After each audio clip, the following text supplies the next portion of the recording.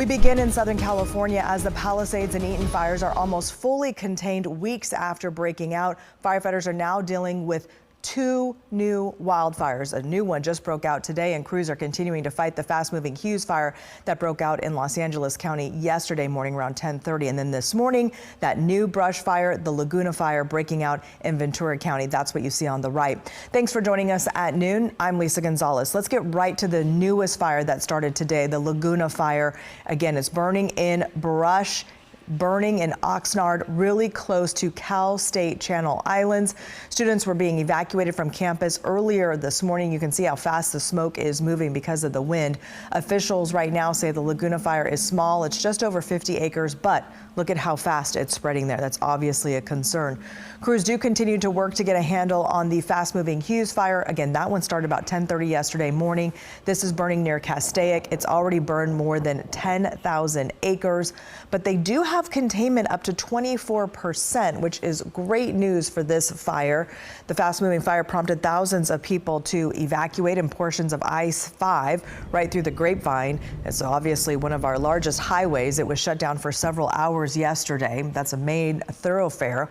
So far, no buildings have burned, and officials say weaker winds are allowing for a consistent aerial attack on these flames, but a red flag warning remains in effect until tomorrow for most of LA and Ventura counties. Now, again, this fire is burning near Castaic, but the mayor of nearby Santa Clarita is hopeful more favorable weather conditions will help in the fight against the Hughes fire.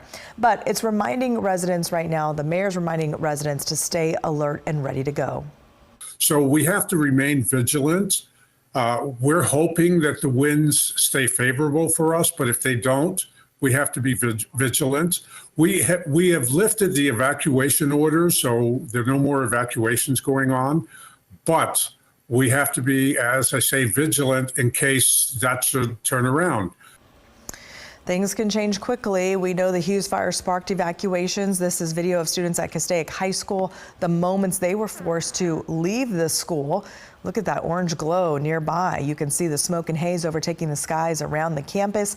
All schools in the district are closed today just as a precaution. Fire crews stopping forward progress on another brush fire that broke out late last night near the Sherman Oaks neighborhood. That's just northeast of the Pacific Palisades area near Studio City. That fire burned through about 20 acres in the Sepulveda Pass near the 405. No evacuation warnings or orders were issued. Again, forward progress has been stopped. The cause is not known. Taking a look at the satellite over these fires right now, let's get it over to meteorologist Dirk Verdorn. Yeah, one of the big things, the positive things here is yesterday at this time we had that pretty pronounced smoke plume working its way out toward the Channel Islands, and right now we had a little narrow thin ribbon of smoke this morning. You see it right there, and then it's been decreasing, and so that's a good sign, but we still have the red flag warning. It's up and it's going to stay up as we get into tomorrow.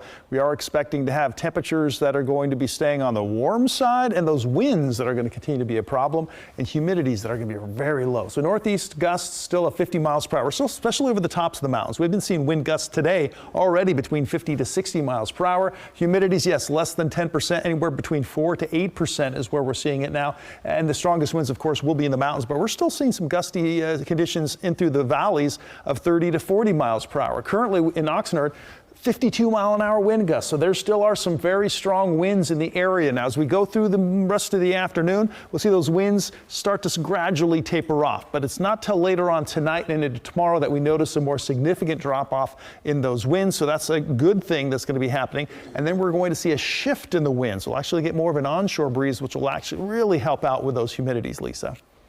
Dirk, thank you so much. Any help will be appreciated, I'm sure. In the meantime, crews continue to make progress on both the Palisades and Eaton fires, also in LA County. CAL FIRE says they're now ranked as California's second and third most destructive wildfires in state history. The Palisades fire has burned more than 23,000 acres. Containment is now up to 72%.